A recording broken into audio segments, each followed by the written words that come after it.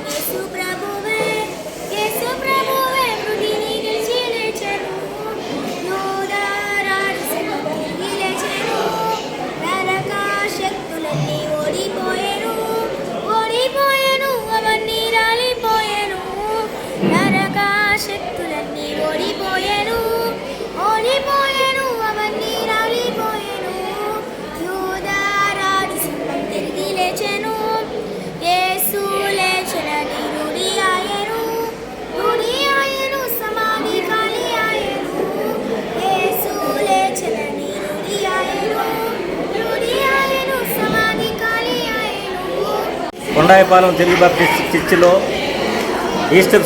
Easter పండుగ జరుపుకున్నాము, ఘనంగా జరుపుకున్నాము. యేసు ప్రభు గారు తిరిగి లేచిన 3వ దినాన కాబట్టి ఈరోజు సంఘస్థులందరూ కలిసి కొండాయపాలెం తెలుగు బాప్టిస్ట్ చర్చి తరపున గొప్పగా పండుగ జరుపుకున్నాము. కాబట్టి ఇక్కడ కూడా ప్రేమయందు ఏర్పాటు చేసాము కొండాయపాలెం తెలుగు బాప్టిస్ట్ చర్చి జనాలకి, ప్రజలకి. కాబట్టి మేమందరం సంతోషంగా ప్రభు సన్నిధిలో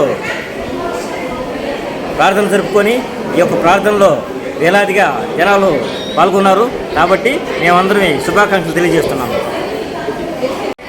క్రీస్తు తిరిగి లేచిన దినం కాబట్టి అందరికీ హ్యాపీ శుభాకాంక్షలు తెలియజేస్తూ కొండాయపాలెం తెలుగు బాప్టిస్ట్ చర్చి తరఫున చైర్మన్గా దశరథరామయ్యగా నేను తెలియజేస్తున్నాము.